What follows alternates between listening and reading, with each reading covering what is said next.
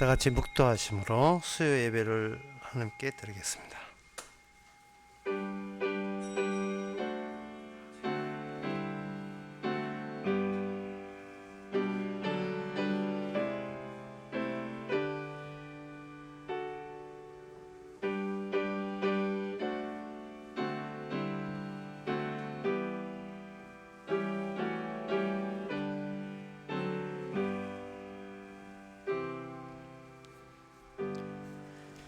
낮도 주의 것이요 밤도 주의 것이라.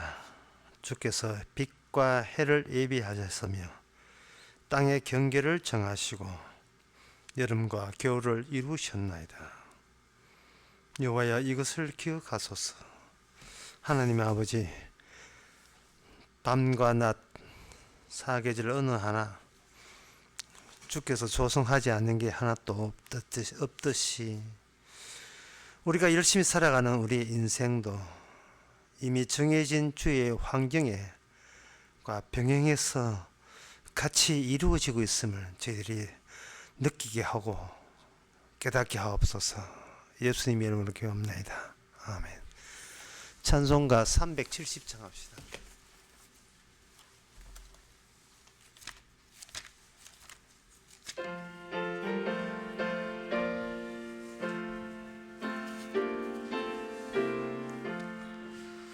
어두운 밤 시대리니 내 직분 지켜서 찬이슬 맺힐 때에 적시 일어나 해 돋는 아침부터 힘써서 일하라. 일할 수 없는 밤이 속히 오리라.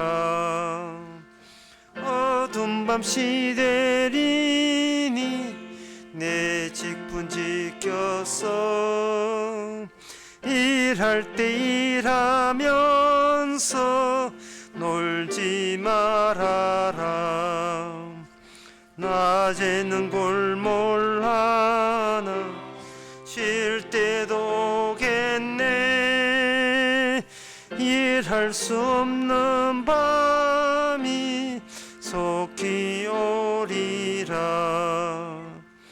어두운 밤 시대리니 내 직분 지켜서 지는 해 빗긴 볕에 힘써 일하고 그 빛이 닿아여서 어둡게 되어도 할 수만 있는 대로 힘써 일하라. 이 시간 한 마음으로 기도하는 시간입니다. 기도 제목은 세상에서 들리는 모든 소리가 복음이 가진, 유일하게 복음이 갖고 있는 기쁨을 시기하고 질타하고 회방하는 그런 공격성 소리인 것을 저희들이 알아서 복음의 내용과 세상의 내용이 어떤 차이가 나는지를 늘 분별할 수 있도록 다 같이 기도합시다.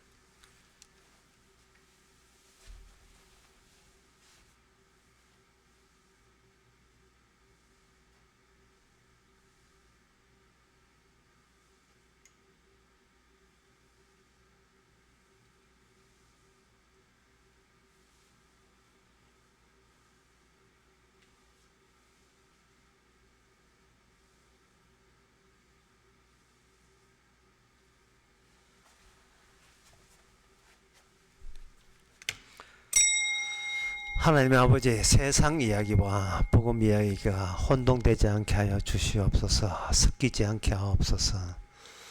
풍부한 못한 일이 일어나지 않게 하옵소서. 세상에서 이야기하고 있는 그 악마의 유혹과 주님의 희생을 서로 만날 수 없는 다른 세계를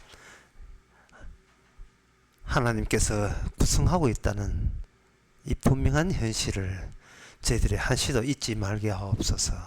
예수님의 이름으로 기도합나이다. 아멘.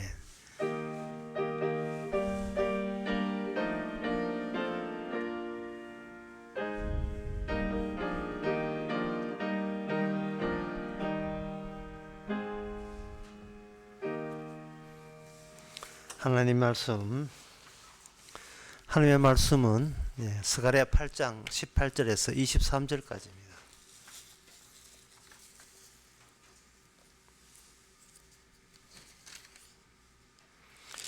만군의 여호와의 말씀이 내게 임하여 이르시되, 만군의 여호와가 말하노라. 4월의 금식과 5월의 금식과 7월의 금식과 10월의 금식이 변하여 유다 족속에게 기쁨과 즐거움과 희락의 절기가 되리니 오직 너희는 진실과 화평을 사랑할지니라. 만군의 여호와가 말하노라. 그 후에 여러 백성과 많은 성읍의 거민이 올 것이라. 이 성읍 거민이 저 성읍에 가서 이르기를, 우리가 속히 가서 만군의 여호와를 찾고 여호와께 은혜를 구하자 할 것이면 나도 가겠노라 하겠으며, 많은 백성과 강대한 나라들이 예루살렘으로 와서 만군의 여호와를 찾고 여호와께 은혜를 구하리라. 만군의 여호와가 말하노라. 그날에는 방언이 다른 열국 백성 10명이 유다 사람 하나의 옷자락을 잡을 것이라. 곧 잡고 말하기를, 하나님이 너희와 함께 하심을 들었나니 우리가 너희와 함께 가려 하노라 하리라 하시니라. 아멘. 유다 민족은 금식하고 있고, 그 금식했던 유다 민족이 어떤 반전을 갖게 되는데, 그것은 나중에 많은 민족들이 와서 심지어 유다 민족의 10배나 되는 그런 사람들이 와서 유다 민족 한 사람 한 사람 붙들고, 당신이 받은 은혜 우리도 같이 좀 받자라는 식으로 부러워하는 마음으로 유다 민족을, 유다 족속을 찾게 내는 날이 온다는 겁니다. 근데 그 오는 날이 전에 금식했던 그 날이라는 거예요. 그러면 유다 민족은 금식을 했고 다른 민족은 이런 유다 민족이 하는 금식이 없다는 것이 됩니다. 그럼 이 금식, 유다 민족의 금식은 유다 민족에게, 유다 족속에게 특별한 계기가 있어서 일어난 금식입니다. 어떤 계기가 있는가?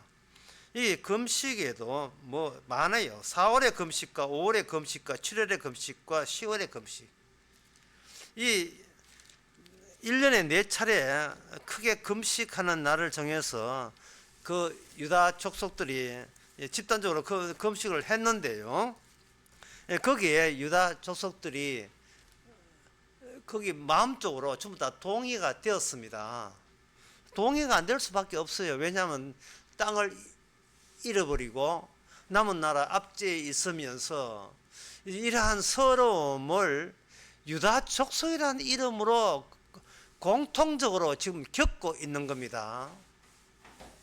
내가 행함이 잘못돼서 단독으로 내가 벌 받는 것이 아니고, 나는 별로 그만한 고통을 당할 이유 없는데 한 족속이라는 이유 때문에, 같은 유다 족속에 속했다는 이유 때문에 한꺼번에 집단적으로 시련과 어려움을 당하니까 자연적으로 마음이 결속될 수밖에 없는 겁니다. 서로 모르고 지나고 이웃집이 누군지도 살지 않지만, 만약에 갑자기 대기업 건설회사 해서 여기 대규모 아파트 새로 짓기 때문에 나가주세요 라고 하는 순간, 바로 옆집에 누가 사는 것도 모르지만 갑자기 우리 시청 앞으로 모입시다. 서로 아는 사이가 되고 마는 거예요. 각자 개인이 살아왔던 게 다 다른데 어떤 사건이 임해서 그 사건이 그 지역 집단에게 한꺼번에 동일한 압력으로, 동일한 그 사태로서 들어닥치면 그들은 한 통속으로 한 마음으로 움직일 수밖에 없습니다. 그 사건이 유다 족속에게 무슨 사건이냐 하는 거예요. 여기 4월, 5월, 7월, 10일 나와 있지만 전부 다 이게 공통점이 있어요. 이 모든 금식의 날은 유다 족속, 하나님의 남은 족속이라고, 이스라엘이 뜯겨서도 하나님의 다윗의 등불은 있어서 결코 망하지 않는다고 그렇게 철석같이 믿었던 하나님의 유다 족속과 최후의 남은 족속과 그리고 성전이 불타버려서 이스라엘 자체가 아직도 사거리 흔적도 없이 다 날아가 버린 그 사태를 당한 자들이 바로 유다 족속이었습니다. 그렇다면 유다 족속이 이스라엘 다른 지파 다 날아가도 끝까지 유다 족속이 살아남았던, 멸망할 때까지 있었던 그 이유는 뭐냐? 이스라엘의 최후, 이스라엘의 마지막 모습을 목격하라고 하나님께서 유다 족속을 끝까지 남겨두신 거예요. 하나님이 함께 하겠다고 약속하셨던 그 성전이, 거기 불타는 성전이 불타버리고 적군들에 의해서, 여호와를 모르는 적군들에 의해서 인정사정 없이 냉혹하게 성전이 불타다 하는 것은 여호와 없다 이런 뜻이거든요. 여호와 하나님은 애초부터 너희에게는 없었다를 확정시켜주는 사건과 동시에 이스라엘도 날아가 버리죠. 하나님과 함께 있던 이스라엘이 하나님 없으니까 그 나라도 없는 게 되어버린, 그걸 만천하에 공개하고 증명이 되어버린 사태, 그것이 바로 그들은 1년에 4차례 그 이후에 흩어져서 금식하는 날로 정했던 겁니다. 10월의 금식은 기원전 588년에서 587년 시드기야가 유다의 마지막 왕입니다. 마지막 왕 9년에, 통치 9년에 10월 10일 날 예루살렘이 포위되기 시작할 때 그들은 살려달라고 금식했습니다. 악을 쓰고 금식했죠. 금식 외에는 뭐 다른 대책이 없으니까요. 금식하는 이유는 간단해요. 하나님이 뭐 하십니까? 우리가 이렇게 위기가 당하고, 우리의 위기는 곧 하나님의 위기입니다. 하나님의 살아계심을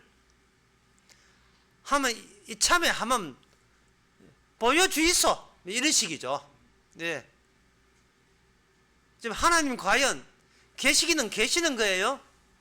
계시다면 이 위기 상황에 하면 하나님 등장하셔서 놀라운 기적을 베풀어서, 그래, 너 보호하고 있잖아, 여기 나타났다, 내가 가면서 내가 적들을 물칠 테니까, 이런 놀라운 시나리오, 그런 각색에 의해서 한번 등장해 주이소, 그걸 요구하는 금식이었어요. 망하기 전이니까, 망하기 2년 전이니까요. 그런데 포위망은 더 좁혀왔어요. 4월 금식은 뭐냐면, 드디어 586년에 유다 왕 마지막 시드기야 11년에 4월 9일 날, 거기 10월 달에 당했던 사태, 4월 땅에 당했던 사태, 이 4월 9일 날 예루살렘이 바벨론 느부갓네살에 의해서 점령당합니다. 느부갓네살 왕은 생각이 이거예요. 너희가 믿던 하나님은 애초부터 없었다. 그런데 너희들은 아직도 어리석게도 하나님이 너희를 지켜준다고? 바벨론 입장에서는 그 유다 족속에 대해서 그들의 모순을 지적하지 않을 수밖에 없어요. 이 바벨론 나라는 여호와를 모르는 나라예요. 여호와를 모르는 나라가 다른 신을 믿고 있었어요. 마르둑이라는 신을 믿었는데, 하여튼 여호와를 모르는 나라가 여호와를 아는 나라를 점령했다, 접수했다는 말은, 여호와는 저부터 없던 하나님이고, 우리가 믿는 하나님이 진짜 천지를 창조한 하나님 맞다라는 것을 확실하게 증명해 준 것, 역사적으로 확실하게 증명한 게, 이론이 아니고 사상이 아니고 상상이 아니라 역사가 증명하는 것은 바로 여호와는 이렇게 없다는 사실을 BC 586년에 이스라엘 멸망을 통해서 보여준 겁니다. 그래서 바벨론 사람들은 유다 사람들에게 진짜 진심으로 당부하고 싶은 거예요. 여호와 믿지 마라. 안 믿으면 모순이 없어지잖아. 있다 해놓고는 안 도와줬잖아. 안 도와줬는데 왜 아직도 미련을 갖고 있느냐. 정신 차려라, 정신 차려. 너희 믿는 하나님은 없다. 스스로 모순해서 빨리 탈출해라. 정신 바짝 차리고 현실을 직시하라. 하나님은 없다.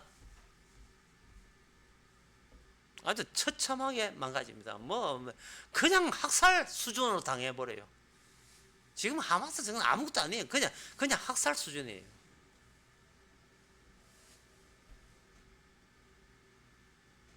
하나님께 기대했다는 그 죄목으로 그렇게 그들은 학살당한 겁니다. 올 금식은 그 해에 점령당할 때 5월 7일 날 예루살렘 성전이 불타버렸습니다. 그러니까 4월 9일 날 점령을 당했거든요. 점령을 당할 때 그래도 아직까지 성전에 있었다 이 말이죠.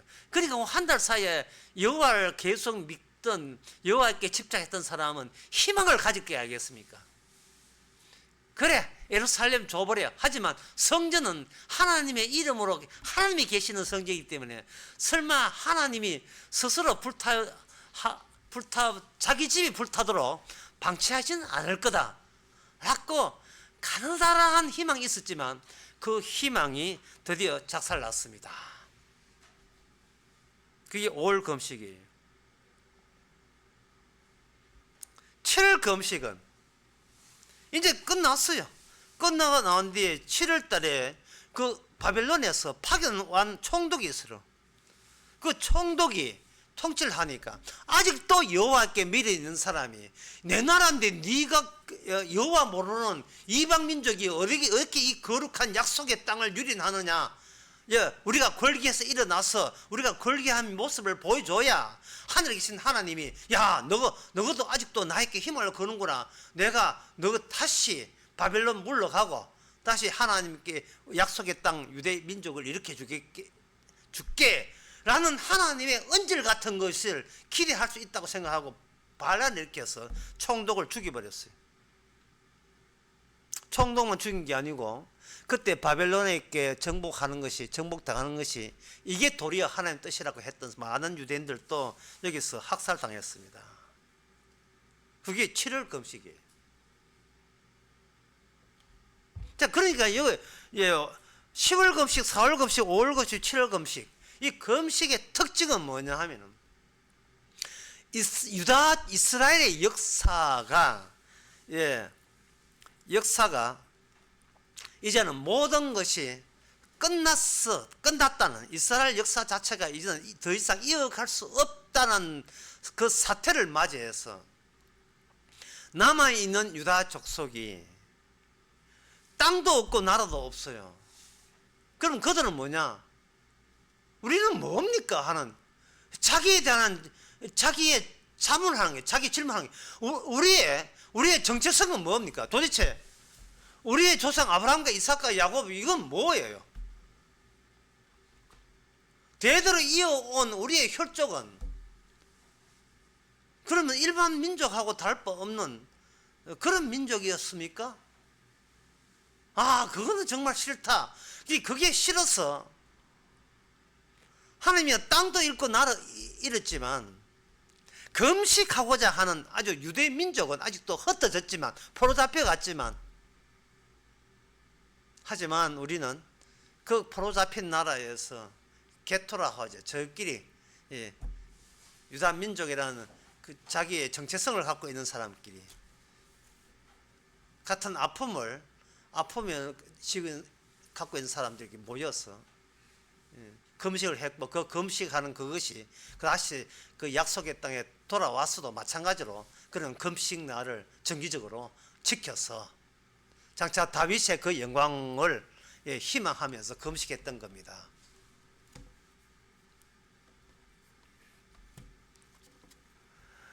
그러니까 이거는 뭐냐 하면은 인간은 아주 독하죠. 마지막 자기 몸뚱아리 하나 남아 있으니까 몸만 달랑 남은 것이 아니고 몸이 남아 있는 이상 인간의 희망도 함께 남아 있습니다. 그게 헛되든 그게 헛되지 않든 상관없이 사람은 희망 없이는 못 살죠. 미래가 없는 민족은 이미 죽은 민족이기 때문에 그래요. 미래에 대해서 꿈을 가질 때는 어떠한 역경 가운데서 다시 일으킬 수 있다는 극히 상식적인 철학, 상식적인 사상 하나 믿고 이들은 금식해 왔다는 겁니다. 과연 그들의 금식은 성공했을까요? 실패했습니다. 그런데 오늘 스가랴에 보면, 스가랴에서 오늘 본문에 보게 되면 스가랴 선지자를 통해서 하나님께서 어떻게 하느냐, 그들의 금식을 인수인계해요. 그들의 금식을 하나님이 떠안겠다고 나서는 겁니다. 그러면 하나님께서 스가랴를 통해서 너희들의 금식을 내가 떠안아 버리면, 그러면 그들의 금식은 과연 응답된 건가? 그들의 목적 달성된 겁니까? 아니요. 그건 반대입니다. 정반대예요. 주님께서 금식을 떠안음으로써 이제 이스라엘이 금식하는 것조차도 그게 바로 악한 일이 된다는 것을 본격적으로 주께서 말씀할 수 있었던 겁니다. 이 인간이 이상 존재하는 이상 희망을 갖고 꿈을 갖는 거, 이 금식이 뭡니까? 독하지 독한 거잖아요. 이럴 바야 차라리 내가 밥을 끊겠습니다, 나는 굶어 죽겠습니다 하는 비장한 각오, 마지막 각오가 금식이에요. 곡기를 끊어버리니까, 예, 늙어서 끊는 게 말고 벌써 살아 곡기를 끊어버리니까. 그런데 주님께서 그 금식하는 그 절기를 인수인계 받으면서, 일방적으로 인수인계 받으면서, 그러니까 너희들은 멸망당해야 마땅한 민족이라는 거예요. 그게 그러니까 꿈을 놓치지 않고 절망하지 않고서 금식하는 그 자체가 너희들이 멸망받아 마땅한 죄에 해당된다는 겁니다. 이게 놀라운 사태예요. 이거는 금식할 때 이런 평가는 예전에 꿈도 못 꿨어요. 그런 건 생각도 못한 겁니다. 왜냐하면 인간이 하나님의 도움을 청하기 위해서 곡기, 밥까지 끊어가면서 죽기까지 하면서 기도하는데, 이 금식 기도 아닙니까? 기도하는데 설마 이것이 악한 일이 된다는 생각은 인간의 머리에서는 나올 수가 없죠. 하나님 뜻은 이겁니다. 그들이 금식하는 이유가, 그 빌미가 이거예요. 하나님, 우리가 율법을 어겨서 나라 망했으니까 이제 하나님께서 다시 도와줬어. 하나님의 말씀이 다시 살아났어. 옛날처럼 하나님의 말씀도 바르게 사는 인간으로 거듭나게 하옵소서. 그래서 금식하거든요. 근데 하나님이 그거 자체가 하나님께서 그야말로 독한 악이라고 규정하는 이유는 인간들이 자기 행위에 대해서 스스로 잘못되었음이나 하는 평을 내렸다는 그 자체에 있습니다. 네 행위에 대해서 네가 뭔데 네가 판단을 내리느냐? 네가 재판관이야.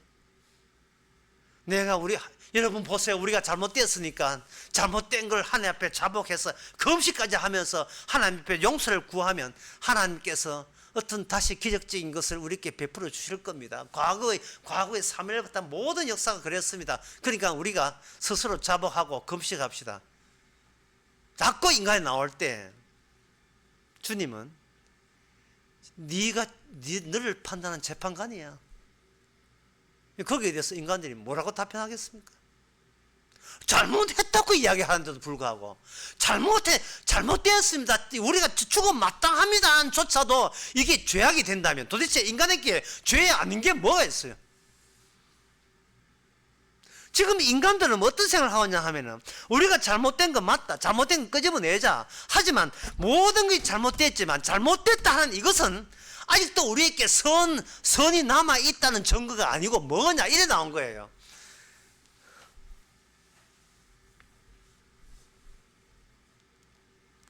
주님께서 그 금식을 주께서 받는 이유가 너의 금식은 금식도 아니고 그 너라는 인간 자체가 내가 인수받는 이유는 금식을 가지고 환란의 기쁨의 날을 바꾸는 이유는 내가 금식은 너희들이 하는 금식 날을 나의 금식으로 받아줌으로써 너희들은 처음부터 너희들은 가짜 인간이었고 엉터리였다는 것을 하나님께서 들추어내기 위해서 하나님께서 금식을 인수한 거예요. 아이고 가상하구나, 대단하구나, 이 금식을 하다니 내가 네 손도 들어주마 이래 가지고 하나님께서 금식을 인수인계하는 게 아닙니다. 하나님께서 이스라엘에게 멸망한 것은요, 이스라엘 속에서 하나님이 동행하셨습니다. 그러면 하나님이 계시는 성전마저 불탔다는 하는 것은 이스라엘의 멈춤이 곧 세상의 멈춤으로 하나님께서 선언하기 위해서 이스라엘을 멸망시킨 겁니다. 세상은 이미 세상의 시간은 멈춰졌어요. 흘러도 또 시간이 흘러가도 그 의미 없습니다. 그러면 예수님께서 또 하나님께서 이 인간의 금식을 인수인계하고 떠안다는 말은 인간이 지금까지 왔던 그 시간 노선과 끊어진 채 단절된 상태부터 인간들이 예상도 못한 새로운 시간의 시작을 알리는 거예요. 그동안 인간들이 살아왔던 것이 인간의 역사라면 그 역사를 멈춰버리고 이제는 새롭게 금식을 시도한 그분 예수님의 시간으로 그걸 받아주는 겁니다. 그러면 예수님의 시간을 받아들이면 예수님의 금식에 근거해서 예수님 새로운 세계는 뭐냐? 금식의 날이 곧 무슨 날이 되느냐? 기쁨의 날이 되고 완성의 날이 되고 희락과 즐거움의 날이 되는 겁니다. 기쁨의 날, 즐거운 날. 로마서 14장에 보면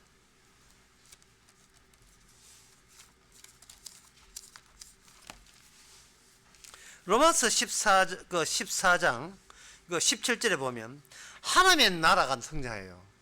하나님의 나라가 등장하는데 하나님의 나라는 먹고 마시는 것이 아니요. 다시 말해서 내가 더 금식할까 말까, 먹는 걸 중단할까 계속 먹을까, 이런 문제로 할 나라가 오는 게 아니라는 겁니다. 금식한다고 구원받는 게 아니라는 뜻이에요. 그럼 뭐냐? 그 하늘나라는 오직 성령 안에서 의와 평강과 희락이다 이랬어요. 기쁨과 평강과 희락이다. 공포와 두려움 같은 거 없어요. 절망 같은 것은 아예 깨끗하게 그건 다 없어요. 거기는 하늘나라는 평강과 희락과 완성과 기쁨과 다 이루심만 있을 뿐이에요. 그런데 우리는 갑자기 그 나라 가고 싶어 하죠. 나 그 나라 갈래. 예, 어떤 공포도 없고 두려움도 없고 기쁨만 있는 그 나라 갈래. 그 하늘나라 천국 들어갈래 하잖아요. 그걸 하나님께서 차단시키는 거예요. 왜냐하면 너는 인간 자체가 엉터리이기 때문에 그것을 소망하는 그 자체가 이게 엉터리 소망이라는 거예요. 끊어져야 돼요. 나의 희망으로부터 내가 끊어져야 돼요. 절단돼야 돼요. 우리는 나의 미래가 내 손에서 멈춰져야 됩니다. 이게 참 이해하기 힘든데, 하나 쉽게 예를 들면 이렇습니다. 어떤 인간이 아주 추잡한 짓들을 하면서 평생을 살다가, 이게 너무 내가 인간 너무 막 간다. 막 간다. 그러고 난 뒤에 이제 교회 가서 회개하고, 하나님 제가 진짜 함부로 살았습니다. 예수님의 피로 용서해 주세요. 이제는 다시 그런 추잡한 짓을 다시 하지 않겠습니다. 하고 이제 예수 믿고 또 뭐 성령 받았다 하는 성령 받은 줄로 착각해요. 성령 받고 예수 믿을 거 다 믿고 구색 있잖아요. 교회 나와서 하는 구색, 피 믿고 십자가 믿고 뭐 이제 천국 재림 바라보고 예, 바르게 사는 게 다 갖춰서 이제는 다시 그런 추잡한 짓을 하지 않겠다라고 결심할 때 그게 바로 추잡한 짓이에요. 그게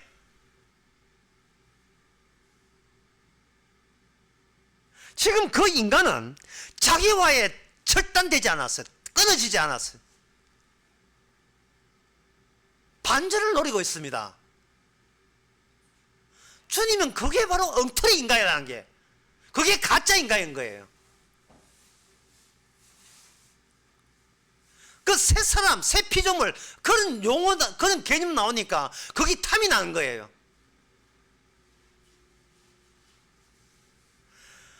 주께서 성령을 주시고, 주께서 주님의 금식에 근거해서 성령이 찾아오게 되게 되면, 뭐냐 하면, 뭘 아느냐 하면, 그 추잡한 자체가, 그게 바로 내가 상상도 못한 고귀함이고, 고결함이라는 것을 발견하는 거예요, 그게. 이걸, 이게 얼굴 동의하지 않는데, 이걸 뭐라고 하냐, 이중성이라고 하냐, 몸의 이중성. 시간선에 이중의 시간이 돼요. 인간적이 예상하는 시간이 절단되고, 그 절단될 때 아까 그 이스라엘 사람들이 금식하죠. 금식하는 이유가 뭐냐? 이어가기 위해서. 이제는 새로운 이스라엘이 되기 위한 그 마지막 아주 비장한 각오가 금식이에요. 이거 안 되면 진짜 이거 끝나는 거예요. 어떤 노림수가 있어요. 근데 그것마저 끊을 수 있어요. 그걸 못 끊어요. 만약에 그대로 되어버리면 이게 역사선이 이중선이 아니고 단선이 되어버립니다. 그러면 엉터리 인간이 계속 엉터리 인간, 엉터리 소망, 엉터리 사랑, 엉터리 구원, 엉터리 하늘나라가 계속 이어져요. 이건 마귀가 원하는 겁니다. 마귀가. 내 힘으로 안 되는데 주의 힘으로 나는 새 인간 되었다. 이게 마귀가 원하는 거예요, 이게.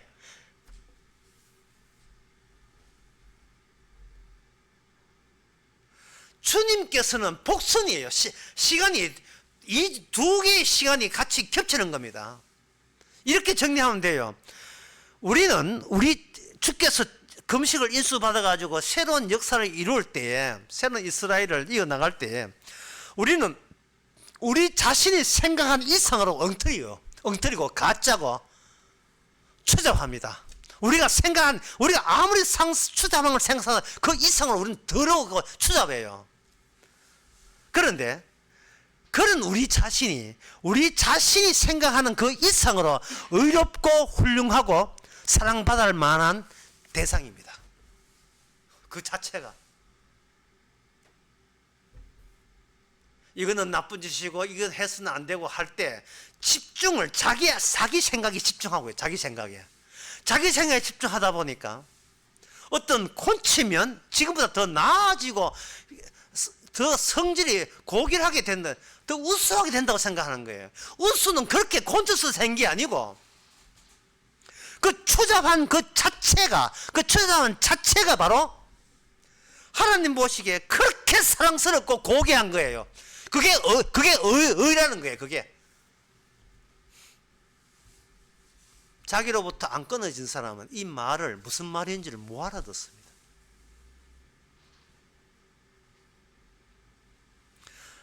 역사를 단선에서 복선으로 바꾸시는 이유는, 또는 인간의 단성이 아니라 이중성으로 바꾸는 두 개의 몸으로 바꾸시는 이유는 죄인을 데리고 예수님 자신을 증거하기 위해서 하는 겁니다. 죄인을 버리지 않고 죄인을 다루면서 예수님 자신을 증거하는 거예요. 자신의 금식을. 이제 우리가 지금부터 생각해야 될 것은 뭐냐? 이미 구약의 역사에서 하나님 이스라엘을 통해서 하나님께서 죄인된 이스라엘을 다루면서 하나님의 자신의 새로운 복선, 다른 이중적인 역사를 이렇게 이미 뜨문뜨문 보여준 적이 있어요. 그리고 이미 그걸 보여주셨어요. 그걸 벌써. 이스라엘이 자기 이스라엘 존재만 자꾸 거기에 이어가기를 신경 쓰다 보니까 그 중간중간 하나님께서 복선되는 시간에 흔적을 줬는 것을 그들은 생각을 못했습니다. 그 대표적인 오해 중에 하나가 요나입니다.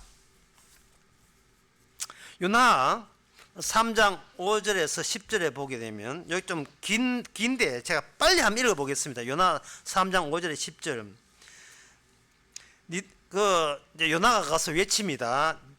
40일 지나면 니느웨가 망한다 이렇게 했습니다. 자, 망한다 했으니까 아까 들은 대로 이건 니느웨 단절입니다.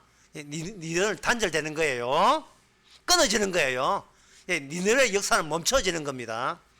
그 이야기 듣고 니느웨 백성이 하나님을 믿고 그 음식을 선포하고 물은 대수하고 굵은 벼를 입은지라 그 소문이 니느웨 왕께 들리며 왕이 보좌에서 일어나서 조복을 벗고 굵은 벼를 입고 제를 앉으니라. 왕이 그 대신으로 덮어서 조서를 내려 니느웨에 선포하여 이르되 사람이나 짐승이나 소떼나 양떼나 아무것도 입에 대지 말지니 곧 먹지도 말 것이며 물도 마시지 말 것이며 사람이든지 짐승이든지 다 굵은 벼를 입을 것이고 무릇 무심스 하나님께 여호와께 부르짖을 것이며 각기 악한 기가 손으로 행한 행포에서 떠날 것이라. 하나님이 혹시 떨이 돌이키시고 그 진을 거치사 우리로 멸망치 않게 하시리라. 그렇지 않은 줄을 누가 알겠느냐 한지라. 하나님이 그들의 행한 것을 곧 악한 길을 돌이켜 떠난 것을 감찰하시고 그 뜻을 돌이켜서 그들에게 내려 하는 말씀을 재앙을 내리지 아니했다. 이 말에 대해서 이런 하나님의 현상에 대해서 누가 납득을 못하고 누가 못 받아들이냐 하면 요나 선지자입니다. 이거는 요나 선지자 상상을 못했어요. 왜냐하면 멸망한다는 것이 요나 1장 2절에 보면 너는 일어나 큰 성읍 니느웨에 가서 그것을 쳐서 외쳐라. 그 악독이 내 앞에 상달했다. 니느웨 성의 악독이 하나님 앞에 상달되었어요. 도달된 거예요. 그러니까 그 이야기를 누가 들었냐? 요나가 하나님의 지시를 들었던 겁니다. 요나의 입장에서는 단선적인 역사를 갖고 있어요. 단선적인 역사에서는 하나님 여호와 하나님이 계시고 그 계신 하나님은 죄에 대해서 용서하지 않고 필히 심판하시는 하나님이 계신다는 거예요. 그렇게 판단한 겁니다. 누가? 요나 선지자가 이스라엘의 입장을 대변해서.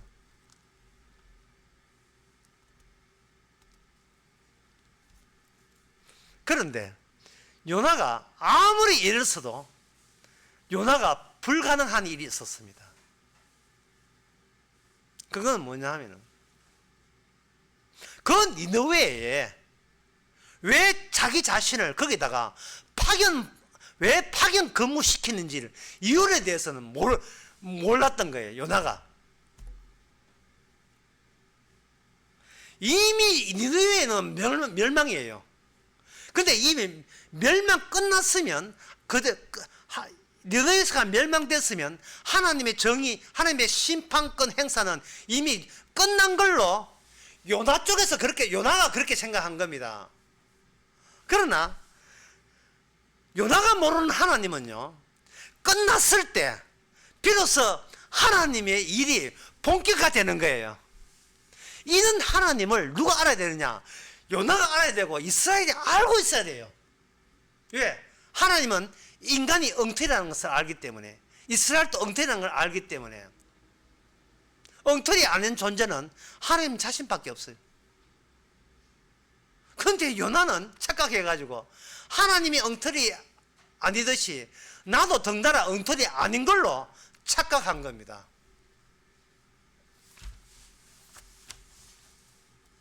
여전히 이 하나님이 미궁이겠죠.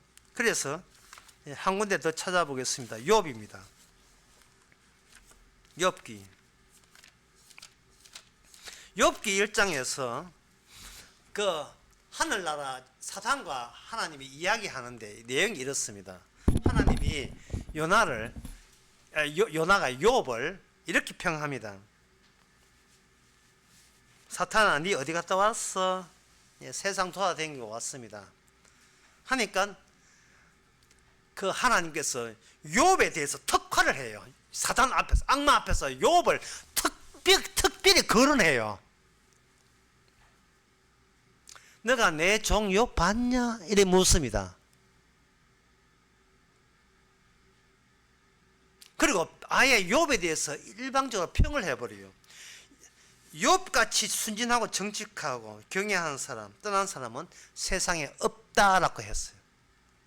여기서 이 하나님의 말씀에, 이 책을 보는 모든 인간들은 이 하나님의 말씀에 다 속아 넘어간 거예요. 심지어 누가 속아 넘어가요? 욥도 속아 넘어가죠. 욥은 뭐 이야기를 안 들었겠지만 평소에 자기는 그렇게 생각했죠. 근데 하나님을 순전히 승리다 했기 때문에 욥도 결국은 속아 넘어간 셈이 되죠.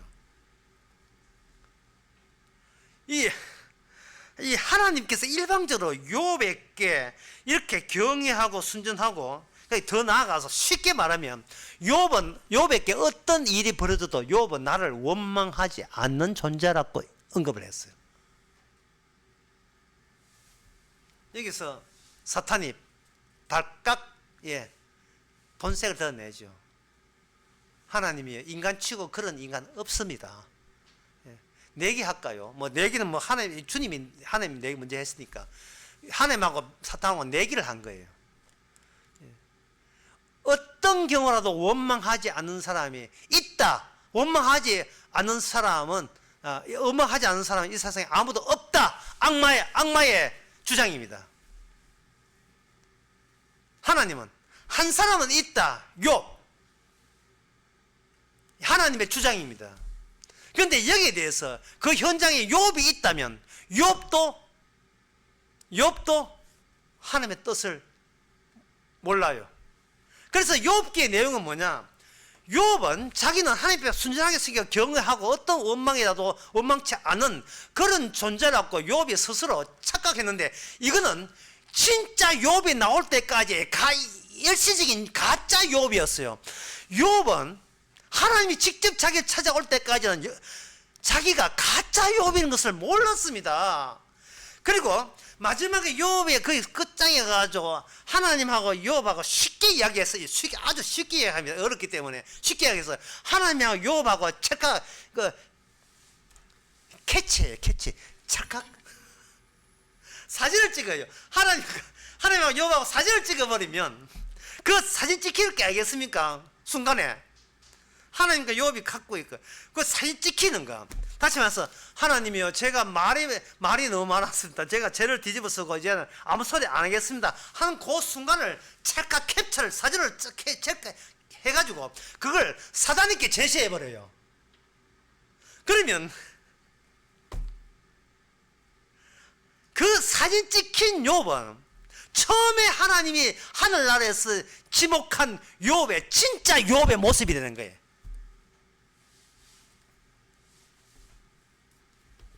더 쉽게 말씀드릴까요? 욥 안에 예수님 들어있습니다. 욥 안에 완전한 의가 들어있고 욥 안에 완전한 고귀함과 순결함이 들어있었어요. 그런데 욥은 그걸 모르고 자기가 순결하고 고귀하고 나쁜 짓을 안 했다고 그렇게 고래고래 친구들에게 고함지르면서 하나님께 대들면서 하나님을 원망했어요. 그러니까 이 말은 어떤 말이냐 하면은 하나님을 원망한 욥, 그것이 원망하지 않은 욥인 거예요.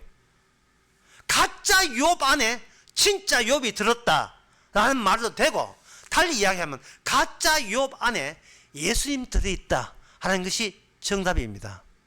이제 여러분들이 예수님이 이스라엘의 금식을 인수인계하는 이유를 아시겠습니까? 아시겠습니까? 이스라엘이 가짜거든요. 선악과 따면 우리가 가짜예요. 근데 뭐가 진짜인지를 몰라요. 우리는 왜 단순히 가짜가 예수 믿고 바르게 사는 인생이 되어버리면, 과거는 나빴지만 지금은 새 사람 되었다 내가 이게 단선이 돼요. 시간이 단선이 돼요. 그래서 이걸 어렵게 이해하면 이렇습니다. 인간들 유한한 시간 속에 무한한 시간이 접혀져서 들어있다 이래 보여요. 인간은 미래의 자연을 가는데 주께서는 접혀진 무한의 시간 안에 예수님이 시간이거든요. 무한한 시간. 그 무한한 시간이 바로 이스라엘 속에 들어가 있어서 이스라엘 역사가 끊어지면서 진짜 이스라엘 역사가 예수님부터 출발해서 이루어지는 겁니다. 그러니까 그 많은 이방 나라가 이스라엘을 찾아오면서 이렇게 부러워하는 거예요. 너 자신이 가짜인 것을 그걸 어떻게 알았어? 아이고 부러워 죽겠네. 이게 바로 이방인들이 유다인 족속 하나 붙들고 10명씩 와가지고 세상에 어떻게 인간치고 내가 엉터리고 가짜인 것을 어떻게 알았지? 이거 금식에도 구원 못 받는 거 어떻게 알았지? 회개하고 반성해도 구원 천국 안 되는 걸 어떻게 알았지? 그 어떻게 알긴 어떻게 알죠? 그 안에 예수님이 새로 시작해서 알았죠. 소위 복음 알고 공부하고 수십 년 복음 들었습니다 하는 사람들, 그 사람 속에 여전히 남아있는 게 뭐냐면은 이제 복음 알았으니까 바르게 살아야 되지 않나는 인식요. 그거 이미 바리새인들이 다 한 거예요. 이중성입니다. 가장 더러운데 그 더러운 것이 그게 하나님 예수님을 전가하는데 가장 귀하게 쓰여지고 있다는 그 고귀함 신분, 그 신분의 고귀함을 감격함으로 감사해야 돼요. 다시 말해서 쉽게 해서 다른 이방인들이 십자가 복음을 알건 유대인에게 붙잡는 것처럼 스스로 자기가 못난 나를 붙잡아야 돼요. 이거 왜 알았지 이거? 그 사실을. 예? 내가 생각한 천국이 가짜였다는 걸 네가 어떻게 알았어? 내가 가고 싶어서 온갖 짓 하고 예수 믿고 십자가 피 믿고 온갖 짓 하는 그 천국이 완전히 나를 위한 나의 연속되기 위한 하나의 지식이었다는 걸 내가 어떻게 알았지? 거기 내가 가짜 인간이 할 게 그저밖에 더 있겠어요. 가짜 인간이. 인간은 자기 영속성을 포기 못합니다. 그것들을 한 가지 예를 들면 열왕기하 5장 24절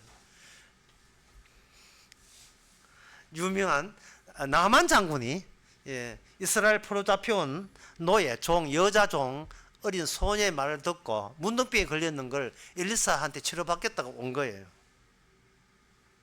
그 이야기 여러분 다 아시니까 생략하고, 중요한 것은 이겁니다. 거기에 엘리사의 매니저, 비서죠, 게하시가 나옵니다. 게하시가, 자, 한번 생각해 보세요. 나만 장군은 이방인이에요. 근데 게하시는 그 당시에 이스라엘 사람입니다. 그러니까 엘리사의 비서가 된 거죠. 그럼 문둥병을 누가 걸렸는가? 이방 나라 장군, 나만 장군이 걸렸어요. 그런데 여러분 아시다시피 그 뒤에 보면 게하시가 문둥병 걸립니다. 나만 장군은 본인이 가짜인 걸 모르다가 문둥병 걸리고 난 뒤에 그도 자기가 가짜인 거, 인간도 아니죠. 가짜 인간인 것을 모르다가 나중에 엘리사에 의해서 그 요단강을 7번 더 엘리사를 만나지는 못해서 7번 하고 엘리사한테 선물을 드니까 엘리사가 선물을 안 받아요. 그때 비로소 전에 내가 문둥병 걸린 인간이 문둥병 걸릴 만해서 걸렸다는 사실을 은혜로 알게 돼요. 이게 내가 문둥병 안 걸리는 인간이 이게 이상한 거예요. 마땅히 걸렸었어야 된다는 거예요. 근데 누가 모르냐? 이방인 나만 장군은 그걸 아는데 그 왔다가 한 가운데 게하시가 그 나만 장군한테 가가지고 우리 주인님이요, 우리 주인에게 드릴 선물 있죠. 제가 제보고 다시 받아오라고 저한테 심부름 시키십니다 하고 끼어드는 거예요. 근데 게하시가 왜 그런 행동을 왜 합니까? 게하시는 이 차에 자기가 계속 발전하고 싶었던 거예요. 부자 되고 싶은 겁니다. 자기가 자기를 초월하고 싶은 거예요. 자기가 대단한 존재로 변신하고 싶은 겁니다. 단순이에요. 이중성 이역사가 단순이에요. 엘리사가 에라 네가 한번 당해봐. 너 어디 갔다 와? 뭐 어디 거짓말. 너 문둥병 걸려라. 그래서 게하시가 문둥병 걸렸습니다. 이방인에게 니느웨에게 일어났던 그 단절을 이스라엘만 몰랐고 이방인 남한에게 있던 그 단절을 정작 이스라엘이 몰랐던 거예요. 주님께서 이방인 우리에게 십자가를 알게 하는 겁니다. 이게 뭡니까? 나는 태어나면서 가짜였는데 예수님의 정인데 예수님을 증거하라고 예수님께서 그 십자가라는 금식 스스로의 단절이 이제는 주님의 단절 속에서 모든 나의 역사가 끊어졌고 주님의 역사가 내 안에서 진행되고 있다는 것을 정인하기 위해서 오늘 우리에게 성령을 주신 겁니다. 기도하겠습니다. 하나님 아버지, 우리가 무슨 능력으로 내가 가짜라는 걸 어떻게 알겠습니까?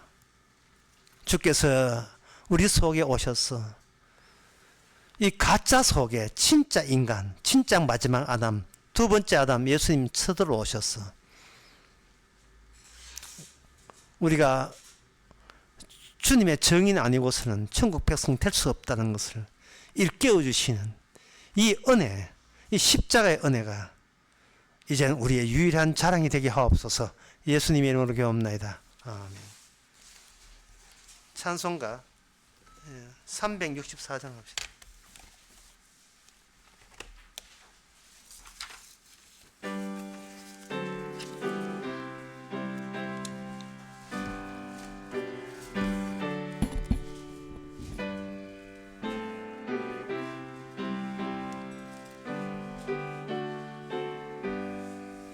내 주를 가까이 하게 함은 십자가 짐 같은 고생이나 내 일생 소원은 늘 찬송하면서 주께 더 나아가기 원합니다. 내 고생하는 것 옛 야곱이 돌베개 베고 잠 갔습니다. 꿈에도 소원이 늘 찬송하면서 주께 더 나아가기 원합니다. 천성에 가는 길 험하여도 생명길 되나니 은혜로다. 천사 날 부르니 늘 찬송하면서 주께 더 나아가기 원합니다. 야곱이 잠 깨어 일어난 후 돌단을 쌓은 것 본받아서 숨질 때 되도록 늘 찬송하면서 주께 더 나아가기 원합니다. 아멘. 기도합시다. 지금은 우리 주 예수 그리스도님 하나님의 거짓 사랑과 성령의 충만하심이 내가 어떻게 노력하는가, 얼마나 금식했느냐가 아니라 주께서 얼마나 노력하고 주께서 얼마나 아버지부터 버림받은가를 깨닫는 저희들 되게 하옵소서. 예수님의 기도옵나이다. 아멘.